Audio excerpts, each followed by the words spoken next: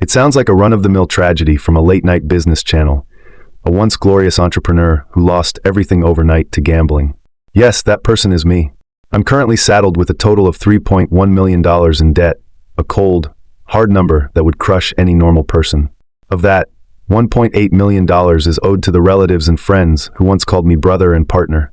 The remaining $1.3 million is a toxic cocktail of high-interest online loans, maxed-out premium credit cards, and various personal lines of credit. The drawers in my study are crammed with all sorts of legal documents, mostly court summonses and judgments, so many that I can't even be bothered to sort through them anymore. They lie there quietly, like tombstones marking my failed life. It doesn't matter anyway. I have no assets to my name.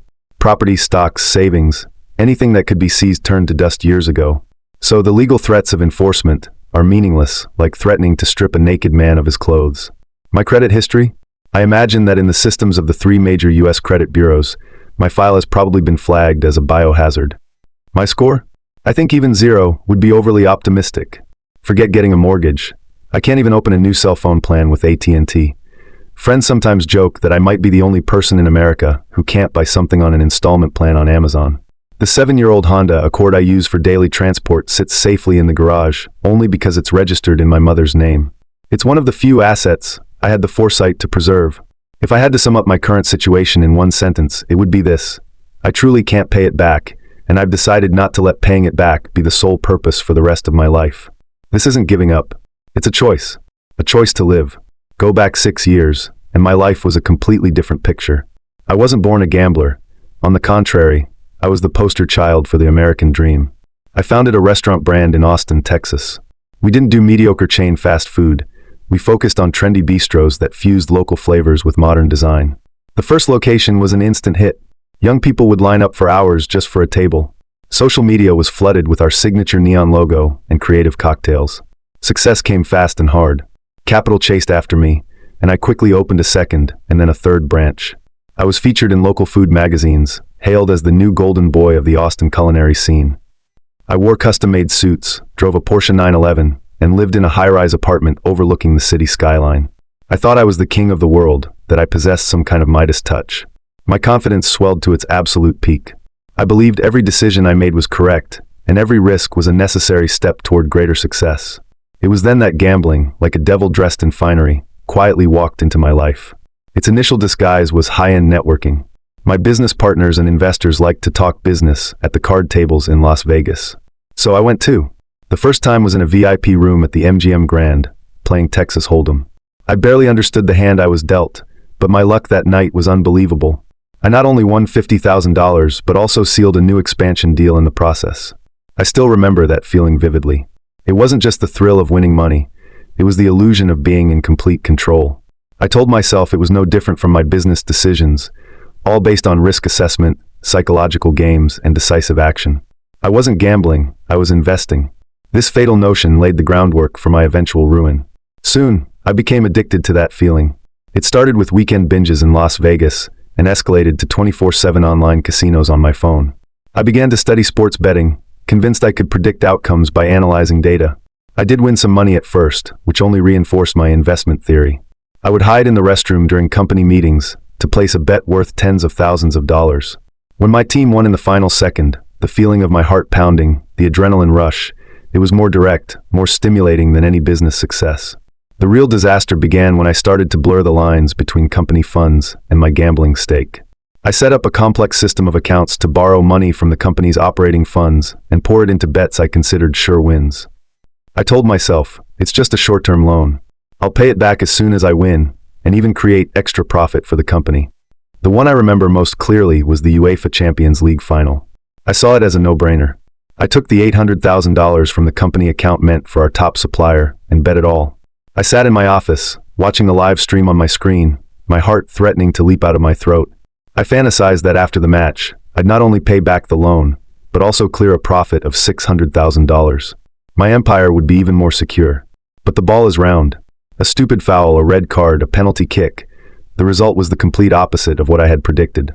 When the final whistle blew, my world collapsed with it. That $800,000, along with all my confidence, sanity, and future, went up in smoke in those 90 minutes. What followed was the domino effect. The supplier's collection calls blew up the company's front desk. Employee salaries couldn't be paid. Restaurant operations ground to a halt. To fill that hole, I went completely insane. I started borrowing from everyone around me. Using the reputation I had built, I went after my friends, my relatives, and even my parents' retirement fund. I pitched them a fake investment project, promising a 20% short-term return. They believed me because I was the paradigm of success. They handed me hundreds of thousands, even millions, from their life savings, and I turned around and threw it all into the bottomless pit of online casinos, hoping for one big win to turn it all around. The result was predictable. I lost every last cent. My restaurant empire crumbled in a matter of months, leaving behind nothing but a mess and massive debt. I went from being a rising business star in the city to a pariah, a swindler and a gambler. Only when the dust settled did I truly understand what hell on earth felt like. My wife, the woman who had cheered for my every success, looked at me with an expression I had never seen before, a mixture of disappointment, sorrow, and unfamiliarity. There were no hysterical arguments between us, only a deathly silence. We sold the house, the cars, everything of value, but it was just a drop in the bucket against the $3.1 million debt. Eventually, she left with the children. On the divorce papers, I voluntarily gave up all assets and custody rights, because I knew I couldn't even support myself, let alone give them a future. After being kicked out of my own home, I moved into the cheapest motel I could find. The room was permanently steeped in a strange smell of disinfectant and damp carpet. During the day, I didn't dare go out. I'd draw the curtains and replay in the darkness how I'd ended up here. The collection agency's calls were a 24/7 bombardment. Every ring felt like an electric shock. The friends who used to call me brother now had ice in their voices, asking when I would pay them back. What hurt the most was a call from my father. In a tone that was almost pleading, he asked, "Son, just tell me, is there any hope of getting our retirement money back?" In that moment, all my defenses crumbled. Shame, remorse, and despair washed over me like a tidal wave. I felt I was an unforgivable sinner whose very existence only brought pain to those around me. So, I made the decision people in desperate situations often consider. I went to a pharmacy and, with the last few dozen dollars to my name, bought several bottles of high-strength sleeping pills. I returned to that dilapidated motel room and poured the pills out onto the table, one by one, as if performing some solemn ritual. I wrote a suicide note, filled with apologies, confessions, and pleas for forgiveness from everyone. Just as I was about to reach for the glass of water, my phone screen lit up. It was my screensaver, a photo of my daughter on her 3rd birthday. She was wearing a princess dress, her face smeared with frosting, smiling like an angel. I stared at that photo for a long, long time. In her smile was the purest happiness I had ever known. I suddenly realized that if I died, the subject of that smiling face would have to live forever bearing the label of a gambler father who committed suicide. My death would be an end for me, but my sins would be a burden for her and my family to bear. I couldn't be that selfish. That thought, like a bolt of lightning, split through the darkness in my mind. I flushed all the pills down the toilet and dialed a number for a mental health hotline I had found online. On the other end, a gentle but firm voice stayed on the line with me for the entire night. The next day, I walked into a psychologist's office. It was the most important turning point of my life. Therapy was a long and painful process. Like peeling an onion, I stripped away my scars layer by layer, confronting the cowardice, greed, and self-deception in my deepest core. My therapist, a Dr. Anderson, didn't judge me. Instead, he guided me to see a single truth. I and my debt were two separate things. I had made a terrible mistake, but that didn't mean I, as a person, was worthless. He taught me a concept called cognitive restructuring. Simply put, it's about changing the way you look at a problem. You can't change the past, he said, but you can change how you interpret the past and how you will move toward the future. He asked me, "What do you think is the most important thing in life?" I thought for a long time, thinking of my daughter's smiling face and my parents' graying hair. I answered, "Raising my child and caring for my parents in their old age." "Good," Dr. Anderson said. "Now, is there an inevitable conflict between those two things and the $3.1 million debt you carry? Is it impossible for you to be a good father and a good son if you don't pay back this money?" That question was an epiphany. I had always believed that I had to pay off my debts to atone for my sins and restart my life. But Dr. Anderson made me understand that if I devoted the rest of my life to fighting a war of repayment, I could almost certainly not win. I would miss out on the most important things in life. I would become a money-making machine driven by debt, not a living, breathing human being. And so, I began my life reboot plan. The first step was to cut off the source of harassment. My ex-wife, even though we were separated, she gave me one last piece of help. She used her identity to get me a new SIM card and register a new WhatsApp account. The moment I swapped the card, the world went silent. The endless collection calls vanished, and my anxiety and fear immediately dropped by 99%. Only then did I realize the wisdom in the phrase, out of sight, out of mind. The second step was to find a way to survive. All my bank accounts and financial apps were frozen or monitored. It was impossible for me to earn any income through the normal financial system. I shed all the prestige and pride of my past as a CEO and accepted help from my now-wife's family. One of her cousins runs a large warehouse and logistics company in the suburbs of Texas, and he agreed to take me in. Just like that, I went from being an entrepreneur calling the shots in a high-end office in downtown Austin to a worker driving a forklift and managing freight in a massive warehouse. My job is to check shipping orders every day, ensuring that thousands of packages are loaded onto the correct trucks. The work is hard, but it's also simple. I get paid a cash salary of $7,600 a month. No taxes, no social security, and definitely no 401k. This money, in a legal sense, barely exists. My parents also moved from their hometown to live with us in a rented house. My father, a retired teacher who should have been enjoying his golden years, also found a part-time job as an administrator at a community college, earning about the same as me. My ex-wife, I should call her my wife now because after weathering this disaster together, we decided to get back together. The legal marriage can be restored slowly, but the de facto family has already been rebuilt. She works an administrative job at a local company, earning about $5,000 a month. Our total family income comes to nearly $20,000 a month. It seems like a considerable sum, but it's still insignificant in the face of a $3.1 million debt. After discussing it, we decided that the priority for repayment must be our relatives first. Because behind the monetary debt is a debt of human kindness that can't be measured.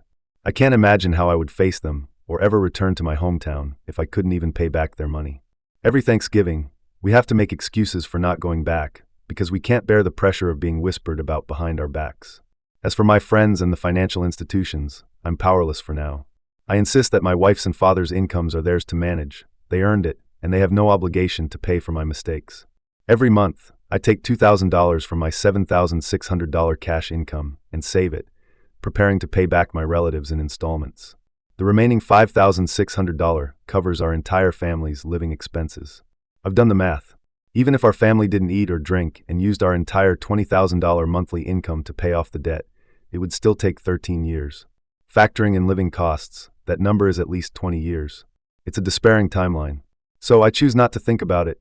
In my darkest moments, I joined an online support group for debtors. Every person in there has a dramatic story. Some owed tens of millions from failed investments.